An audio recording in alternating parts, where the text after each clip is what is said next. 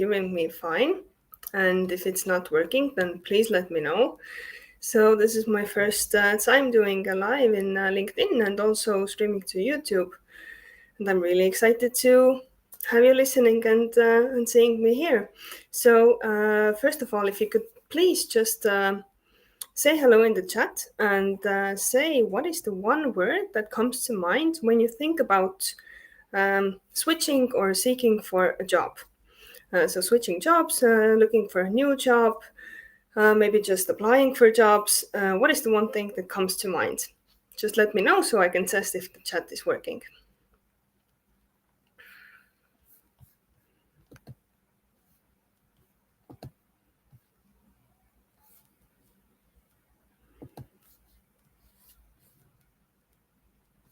Give me just 1 minute to check if everything is working the way it should be.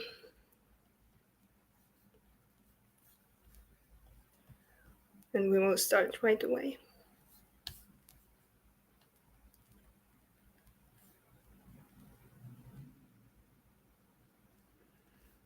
Okay. Seems to be going good. So if you join us later, then just... Oh, hi, Crystal. Crystal is saying new connections. Well, that's great. That's a very positive thing. Yes, absolutely. When you're looking for a new job, you're gonna get some new connections and hopefully good ones. And new challenges. Thank you, Katri. Absolutely agree. Excitement. Oh, wow, Ingrid. I love the way that you are seeing things in such a positive way. That's awesome. And if you're joining us later, then just let me know what word comes up for you. But I have also prepared a few slides, and I'm going to share them with you right now. And let's go through the topic of today. What are the top 3 mistakes that job seekers make? This is not like a universal truth. I'm not gonna say that that's like the world statistics or something like that. But these are the top 3 mistakes that I have seen in my 10 years of recruitment practice. And these are such simple mistakes that I think are really easy to avoid. And that's why I'm going to talk to you about them, so that if you ever look for a new job for yourself, or you have some friends or family members, then you can help them navigate and avoid them. So let's get straight into business. Mistake number 1 is that you limit your choices and you apply to the wrong positions. So, I mean, there are so many different choices, and it can be really confusing, especially if you're maybe getting tired of some kind of type of a job that you have been doing, or you want to switch like areas of expertise, you want to try something new. But it's really good to dig deep and think about what you really want. What you really want to do, it's not always easy to see. Sometimes you just have to kind of try different things and make conclusions based on your experiences. But I'm sure that we all have something that we kind of gravitate towards that interests us more than something else. And I'm sure you know, or at least you can ask for your close ones about feedback, about what are your strengths. So we all have something that comes really easy for us. And we all have some kind of like weaknesses as well that we need to work really hard to be good at. Also, it's really good to kind of plan for the future and see what kind of a lifestyle you plan on having for example, the next 5 years. If you want to kind of be rooted in one place, if you want stability, or maybe if you want to travel a lot, you want some flexibility. These things kind of also affect the way that what kind of jobs you can apply to. Also, if you're going through this job ads, always dig into the company and see what they kind of seem to be like. That's something that for the employer side, it's employer branding, how you communicate your own culture and your values and about your team, how you communicate that to anybody who is visiting your website or your social profiles. what the company seems like. Is it like really kind of like strict and like professional, or is it more like easygoing and more like a family, or just like chill and fun? Is it kind of like having a super working hard culture, like hustle culture, or does it seem to kind of value like people's personal lives and family lives as well, and so on and so forth? And also, of course, just move myself here. Whoops. Also, just well, anyway, does the company have like the same values? So I hope that you all have kind of thought to yourself, like what are your core values? What is the most important thing for you, not only like in your professional lives, but anywhere and everywhere. Like, for example, if you value freedom over everything else, then you shouldn't really have the kind of position where you have to be at one exact location, like from exactly 8 a.m. to exactly 5 p.m., because it kind of goes against that core value of freedom. So just kind of think about the values that you have, and how the company's values match them. And yeah, then we go to like the more everyday things. So is it a full-time job? Is it a freelancing job? Is it a part-time job? Is it maybe just like a short-term project that you do for a few months and then you finish it, then you're done? Or maybe you can even become your own employer. I mean, like being a solopreneur, so having a small business where you just kind of provide the job position for yourself. It's a really popular option as well, and goes kind of along with the freelancing. So be open to the idea. If maybe you have always been an employee in maybe like a bigger company so far, then of course it can be scary, but it's a really cool option to kind of think about, maybe becoming your own employer. And yeah, location, of course, after the pandemic, uh, it's so much more easy to work abroad, work from home, work while traveling. For example, I'm not at home right now. I'm working from Spain, and it doesn't matter. All that I need is Wi-Fi and the computer. So a lot of the jobs today can be flexible like that as well. Of course, not all of them, but a lot of them are. And maybe if you're feeling adventurous, or if you want to kind of expand your horizons and maybe go into bigger countries, for example, where there are bigger opportunities, it's even possible to find a job that helps you with the relocation. So you don't have to start from scratch. If you are a specialist in some kind of a narrow field, for example, then maybe you get a job abroad and they help you find a place there, find a home, move your stuff, and move your family, and so on. And of course, yeah, just figure out what you do. It has to work for you. But yeah, if you have any questions, just drop them in chat. I will answer all the questions, of course, in the end as well. But if you have something right now that you want to share, or maybe your own experiences, then please go ahead and share with others. But let's go to mistake number 2, which is, of course, the most boring part for a lot of you, the application documents. So how to write your CV, how to write your cover letter.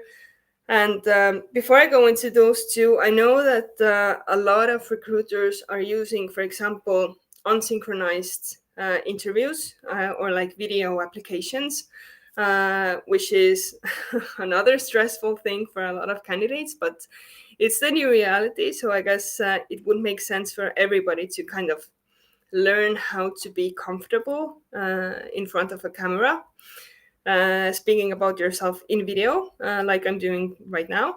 But still, like most of the jobs use some kind of a written application or a CV.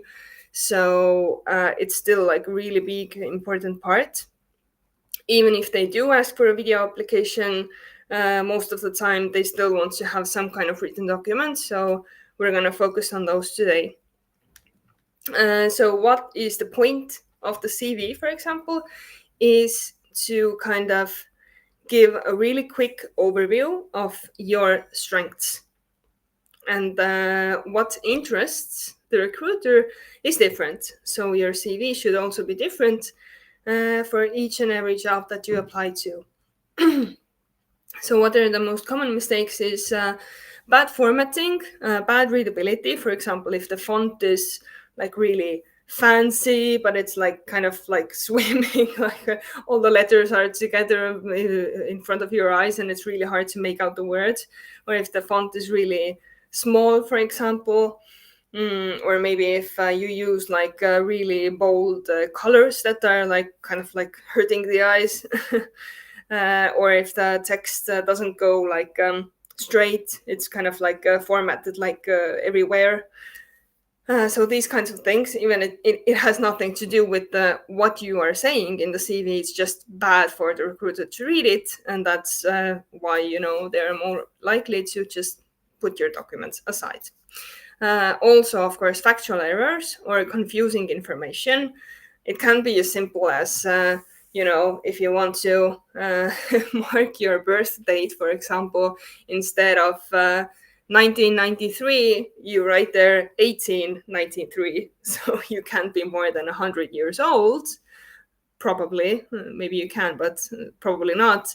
It's just a random thing. Like anybody can understand that you were not born in the 19th century, but it's like, oh man, if they can't even write their own birthday correctly, then what other errors are they gonna make in this position, Also, if there's no imminent connection to the job position, this is especially important if you are trying to get a job that is really different from your past experiences. You have to make it super, super clear that you have read the job description and you are aware of the fact that you are making a big turn. You're not the most obvious candidate, but why you are applying for this job and why you think you would be a good fit is like super important to include like in the top part of the CV, not somewhere in the bottom. It is a fun statistic that I read someplace that the average recruiter spends about 7 seconds looking at your CV, just like kind of like screening over it with their eyes. And then they decide if they are even gonna read on with like actual concentration and thought. And I can say from experience, if you do have a lot of candidates, that's kind of true. That's just how it works. We are human as well. I know, again, like a lot of AI tools have been used as well, and AI can be even more brutal because they don't make all the kind of connections or like the human logical connections that humans make. They just kind of screen for the keywords, and if you don't use the correct keywords, you're gonna be set aside. But either way, whatever is the most important, you should say it right away and be super clear about it. Also, the length of the CV, it can't be too short, it can't be too long. What is too short and what is too long, it really depends. For example, you can kind of think about the style of the job ad. If the job ad is like really just a few words, like super concrete, then try to make your CV as well, like really concentrated. But if, for example, the job ad is like really descriptive and it uses really like a longer form, then you can maybe write a little bit more in your CV as well. But just one way to kind of manage the length is if you have this one like mother of all CVs where you have written like absolutely everything about your career, all of your past experiences, all of your skills, hobbies, any additional trainings that you have made and so on. And then for each position separately, you create a copy of that CV and you just like take off everything that isn't crucial for that job. So, for example, in one CV, you can write more about your education and less about your hobbies, for example. But for another job, you might kind of include more information about the personality and keep the job experience part shorter and so on. But however short or long your CV is, you should never just fill it with like random things that don't say anything. Thank you, Nathan. Hi, it's so good to see you here. So, what are like empty words? For example, I am a great team player. It's something that everybody wants to write in their CV, but I'm like, okay, what does it mean? Anybody can say that they're a great team player. It doesn't say anything to me because I don't know you. You're a stranger to me. Why do you say that you're a good team player? You know, for example, you could say that I was voted like the favorite team member of August 2022 by 10 of my team members. That's like an actual fact, and that actually says something to me that you are indeed a good team player, or at least you know get along well with your team members. But yeah, whatever you say, just kind of try to question it. So if you write something down in your CV, just kind of try to bring yourself down in a way that if you imagine that you are a stranger, does that make sense?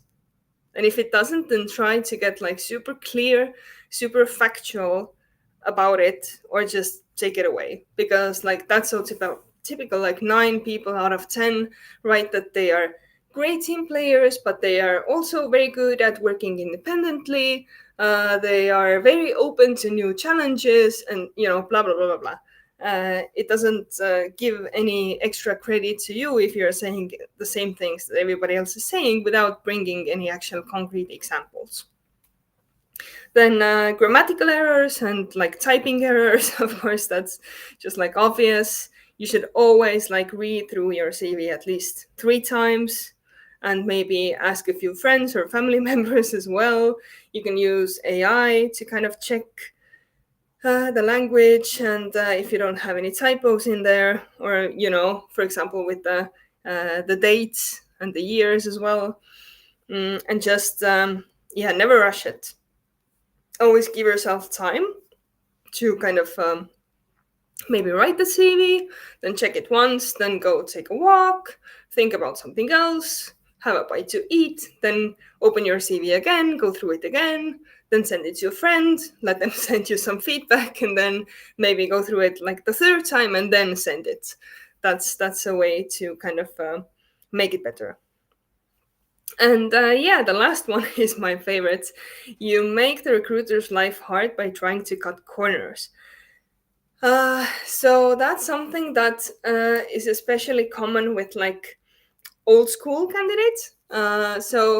At least in Estonia, the way that like a few decades ago, many jobs were handed out was you just went to a place, a company, you had your CV maybe, you know, on a paper, you gave it to somebody like, oh, hey, I want to see the manager. Hey, this is my name. I want to come work for you. And you just kind of, you know, went in whenever you were there and just demanded to see someone, and it was fine. But nowadays, for example, if you have like 100 candidates for a job, and you have to screen them, you have to you know, make some interviews, maybe make some tests, and yada yada yada. You have like a lot of steps in the process. Then if somebody just pops up, maybe you're like in the middle of the interview or in the middle of a meeting, in the middle of your lunch break, whatever, and somebody just kind of tries to use the back door, it kind of really messes up the flow, because you need to have all the people in this one system to be able to, you know, manage them and also evaluate them fairly. So if it says on the job ad you need to apply through this platform, do it. If it says that you need to send your CV to an email, do it. If it says that you need to apply with a video, for example, then do it. The point is, however it is asked to apply for a job, then do it in the way that was asked. Because if you try to kind of like cut some corners or maybe skip the line, it doesn't really work in your favor.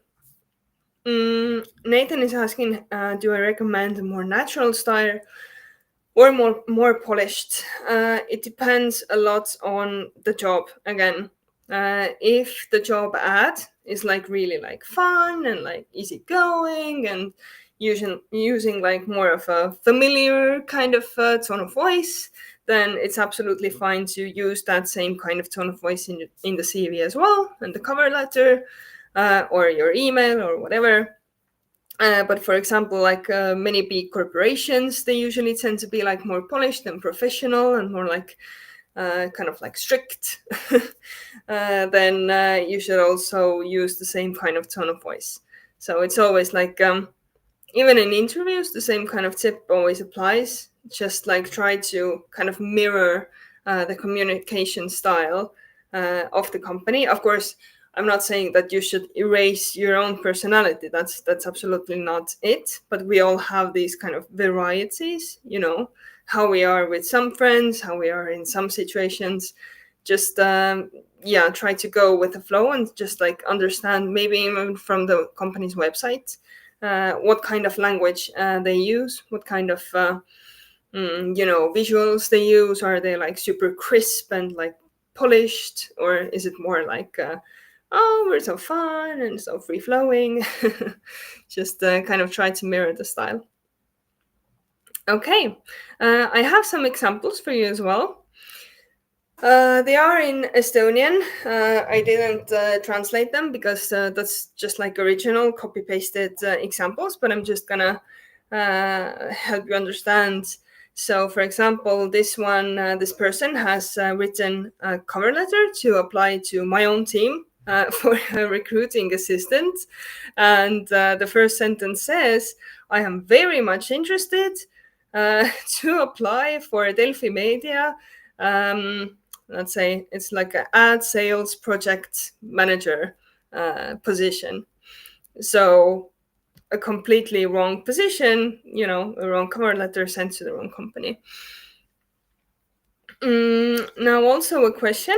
Would you recommend candidates to create a new CV for each application customized to the individual offer? Yes, absolutely. So for each job, you should customize a separate CV. That's why I said that if you're applying for a lot of jobs, create like the mother of all CVs. And with the cover letters, of course, as well, you can write like the mother of all cover letters and then kind of trim it down and customize it, and maybe like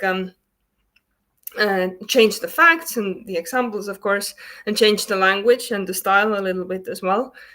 But yeah, never make the mistake of writing the wrong company name and the wrong position.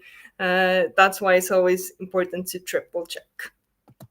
Also, a few more examples, like this big CV, the big box.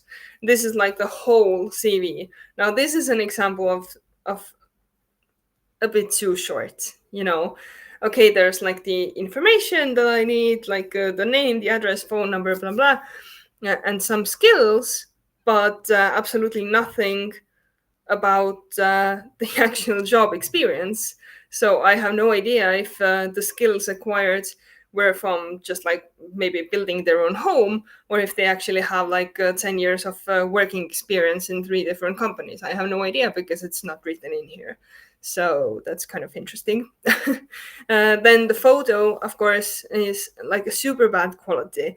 So if you use a photo on your CV, you don't have to, but I would recommend it because people can remember you better and kind of connect with you better.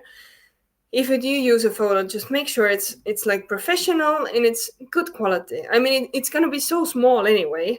Just don't use like a bad screenshot. I'm sure you can even if you don't have a photo, you can ask someone to take it with a good smartphone. The quality is going to be awesome. So you don't need to really work hard. You don't need to go to like a professional photographer to get a photo. Just make sure that it's well lit. It's kind of like a neutral. It has a decent background, maybe not in the middle of the street, for example. And you're wearing just like respectable clothes. One example that I also brought in a recent social media post was about a young lady who was applying for an office assistant job, and she did have like job experience from working in hospitality and bars and stuff like that. But the photo was just like a massive cleavage with like push-up bra and like 2 bottles of rum.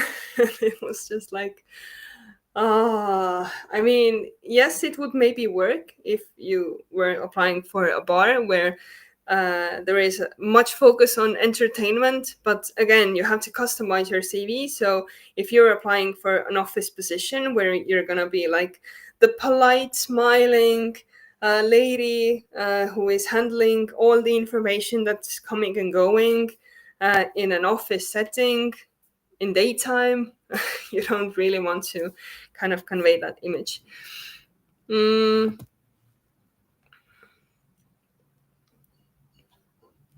Yeah, and some more examples. The first one is just like a typo, probably, just like a quick typing error, or maybe like a case of autocorrect. So in Estonian, it says without bad bunnies. So without bad rabbits. Like bunny rabbits, like the animal. So it's obviously a mistake because it makes no sense if a person is describing themselves as I don't have any bad rabbits. So probably what they wanted to say is without bad habits, which is good. But in this case, it's again like, okay, it's kind of like it makes you smile, but you don't want this person to, for example, talk with your customers and say stuff like that. And the one in the bottom, so the title is references, and it's just like none. I bet my mom would be a good referencee for me, but I would rather not add her contact here. So that's a case of like empty words. Okay, I'm sure all of our mothers would be like very happy to recommend us to get a job, but you don't have to write that in your CV. It doesn't give me anything. If you don't have any references, then just don't add them, or just say available upon request. And Katri noticed as well some typos in the top example, which are just like grammatical errors, probably, or just like some typing mistakes. So again, that's why it's always so important to go through your CV a few times. And I know we don't all have to be like the grammar Nazis. We don't all have to have like a superb skill in writing. That's why we have friends and we have AI and we have like spell check programs that are for free that we can use that will help us to avoid those kinds of mistakes. Now, Laura is asking which is better, CVs that are beautifully designed with different colors and icons, or just plain PDF that is nicely formatted? I would say if you are not applying for like really those kinds of creative jobs, then a plain PDF is perfectly fine. If you are very good at designing these beautiful documents and these icons and colors and whatnot, and if the position would be something that calls for that. For example, if you want to be a graphic designer, then it would make sense to, kind of showcase some of your skills in that CV. But if you're trying to be like, for example, like a project manager in a construction company, then there's absolutely no need for the bells and whistles. I'd rather keep it simple and just make it more creative if you feel like super sure about it and if the job kind of aligns with that. I'm gonna leave some some questions to the end. Maybe I will answer you in between, but I will answer you definitely soon. But I will go to the mistake number 3 now, which is that you don't know how to present yourself with confidence in job interviews. So, again, actually, a recruiter can never really say if you are actually confident or not, but they can understand, what you are kind of bringing to the surface. So if you talk too much and you kind of just like forget yourself, I have had a lot of examples like that. So I ask them a question, and the candidate just goes on for like 5 minutes and tells like 10 different stories, and they forget the question. They go like totally somewhere, into outer space with their answer, and then they're like, oh wait, I'm sorry, what was the question? Don't be like that. Always stay to the point. And yes, of course, if you need, it's okay, you can be maybe a bit nervous, maybe the question is very long or whatever, you can always ask, like, I'm sorry, can you repeat the question? But just don't forget yourself talking. And of course, usually the time for the job interview is quite limited, so a lot of the times, just to be able to ask all of the questions from you, me as a recruiter, I'm just gonna cut your answer short if it doesn't seem to be, on the topic for me. So yeah, don't talk too much. Try to say less with more. Try to say more with less. Yeah. Then the other extreme is that your answers are too short and you leave out really important details. So that's again the place where you could maybe use the help of a friend or maybe a professional like me to kind of mirror the way that your answers sound. So if you say, for example, only 2 words, like to answer every question, then more than likely you're just going to leave out a lot of good examples and a lot of good stories and facts that could help you kind of sell yourself. But whatever stories and facts and examples you do bring, it's important to keep them as short as possible. But yeah, don't leave out important details. Don't be too modest. So, for example, if I ask you the question, like, what was your best achievement in your last job? Bring me an example. And then you're like, oh, I can't really say that I achieved anything on my own. They were all like team projects, and I received so much support from my colleagues, and I don't really want to take all the glory and blah, blah, blah. No, like, this is the time for you to shine. This is what you need to do. You need to take the glory right now. And of course you can say that it was a team effort and you received support, but that's kind of like a given. Like, I assume pretty much for every job that you never do anything like completely on your own. But I'm sure you had some kind of an idea, original idea, or maybe you helped do something in a more efficient way, or whatever it is. This is the time to sell yourself. And yeah, don't be too modest. If you have achieved something, then be proud about it. And yeah, say it as it is. So again, with being too general, not giving facts or examples, we have mentioned this a few times. Again, what is one good tip that usually helps? For example, a lot of candidates that I have consulted one to one is like an exercise. that you kind of write down in one big document all of the different kind of examples that you could bring out in your cover letter or in an interview. And these can range again from, any kind of topic. Maybe some good feedback that you have received, some ideas that you have had, some kind of improvements that you have done to the work processes or the work environment or whatever, some ways that you have helped others in your team. Just like whatever it is, try to be as short and concrete and factual as possible. And it's especially good if you have some kind of numbers. So I had this idea, blah, blah, what it was. And this one change helped us save 30% out of these specific costs, for example.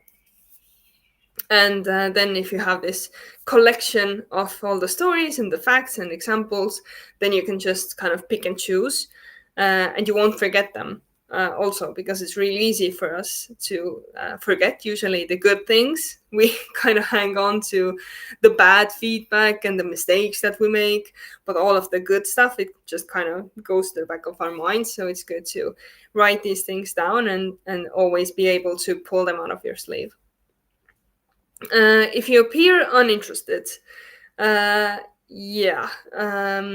I guess the other extreme of that would be that you don't want to seem too desperate. But what would be like the ideal is to be interested, at least interested, and also to be prepared and look the part. So the three bottom points are kind of all tied together. The looking the part is again like doing the research, going to the company's website, checking out their socials, seeing if they have any team photos, for example, like how the team dresses, what they kind of present themselves like. For example, my good client and my previous employer, Skybroth, they do mostly like really physical work in kind of extreme situations.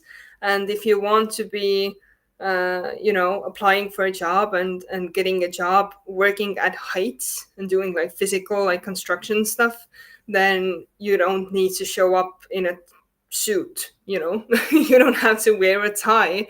It's perfectly fine if you have like a t-shirt and some like functional pants on. But if you want to be working in a bank, for example, then you will not wear these kind of sporty camping pants. It would not be okay. So you need to know and understand what the company is like, what the position is like, where you're actually going to apply, and then try to kind of fit this organizational culture, if you say. And if you're doing the preparation work, then you also have some kind of questions that you can ask from the recruiter, from the company.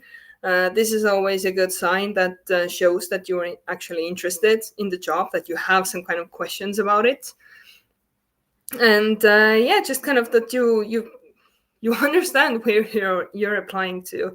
It's absolutely not uncommon to have, for example, a part-time position, and then the person is like, oh yes, I'm really wanting to work full-time. And I'm like, oh, but did you see that this is a part-time position? Oh, is it? Oh, really? Ooh, okay. I don't know. I was wanting a full-time position. Those kinds of things. Just like before you go to the interview, just look at the job post again, look at the company's website again, and just like make sure that you understand where you're going, and maybe think to yourself why you applied to this position in the first place. Okay, we're nearing the end. So before I take the last questions, I want to offer something as well as a thank you for all of you who are watching this first live video or the replay, it doesn't matter. And it's a free guide to ace your next job interviews. And why it would make sense for you to get it is that there are 5 proven tips with concrete examples from 2 different positions that help you stand out in job interviews. Again, not some universal truth, but something from my own 10 years of experience. And it's a way for you to receive support and industry insights for free, of course, and to get just value, no spam. I promise I won't spam you. And yeah, if you sign up for the emails, you can unsubscribe anytime. There's like no hooks. And also there is a special surprise if you sign up by January 19th. So towards the end of this week. And of course, I know that we have a lot of Estonian people here as well. So I have 2 language options for you to scan and sign up to get the free guide.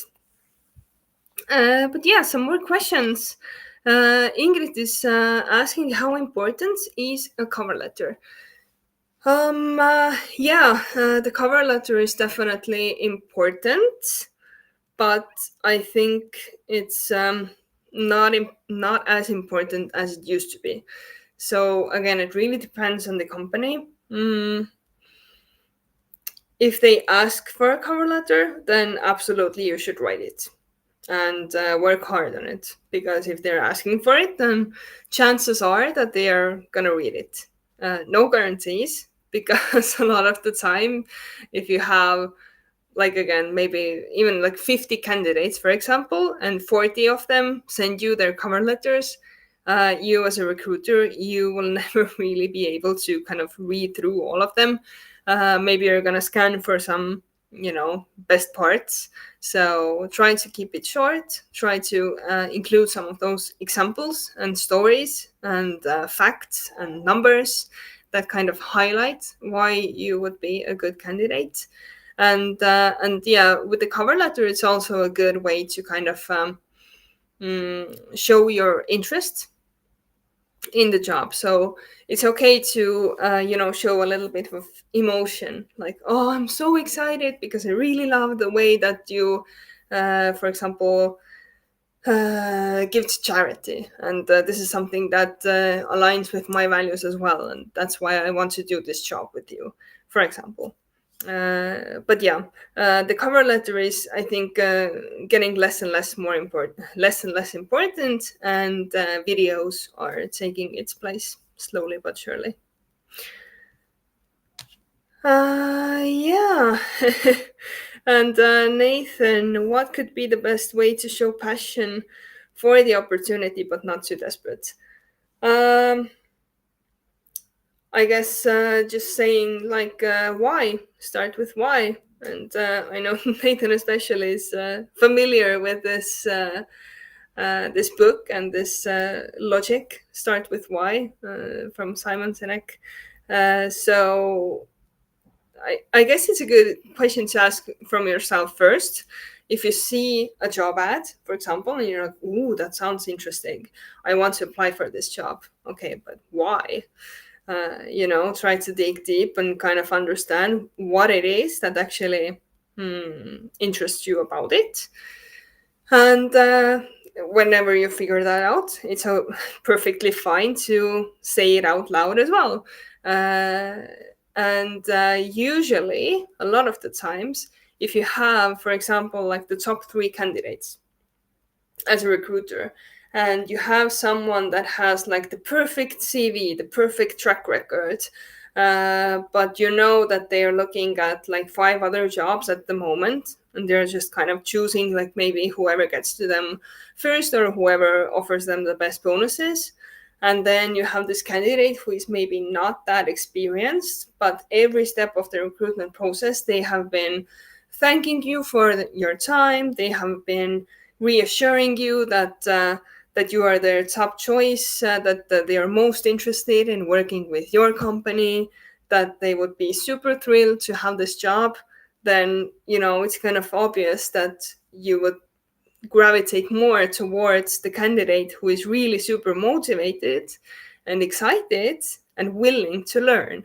And they don't have to be perfect at the moment, but if they have some kind of deeper connection with the job or with the culture or with your products or services or whatever it is, then they are much more likely to stick around for a longer time and invest more into your team and this position. So but yeah, how to show passion. Okay, so thanking the company, thanking the recruiter. So for example, when you send the application, say that, oh, I'm so excited because blah, blah, blah, bring out some keywords, for example, from the job post or from the website.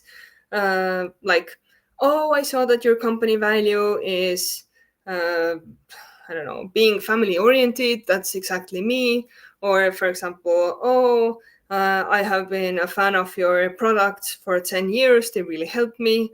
Or, whatever it is, try to find some kind of concrete point of contact, and then also thank for the possibility of being considered. And especially after an interview, for example, always send a little thank you note, like, oh, thank you, I had a really good time in the interview, I feel really good about this position, I really hope that you are considering me, I'm happy to answer any additional questions that you might have. If you need any references or any additional materials, I would be happy to provide them. Just kind of being like proactive and open and friendly in a professional way, of course. Yeah, and that's it. Those few kind of like moves are something that really have gone into my heart as a recruiter. Some candidates who have done it, or for example, a really common thing is that the process takes longer than expected. So for example, if I say to you as a candidate that, okay, I'm gonna get back with you with an answer or with some feedback latest by tomorrow, and then I don't do it, then it's not because I don't want to or not because I don't give a it's probably because something happened. I don't get my own feedback from like the recruiting manager or whatever it is. Then it's perfectly fine for you the day after tomorrow, if you haven't received the feedback yet, for example, to email or call, like, oh, hi, I was waiting for the feedback and I was really looking forward to it. And I hope that you're okay. Just let me know whenever you can. I'm still here, I'm still waiting, still interested in this position, and hoping to hear from you soon. Thank you. So it's not being too demanding, but it's again showing your interest, showing that you're proactive, showing that you remember and you care. So I guess all in all, it's all those human values that kind of speak to other humans. That's also why there's been a lot of debate about AI taking over recruiting, but I don't really think you can do too much with it, because humans want to always be connected with other humans. Okay, is there any other questions that I could answer?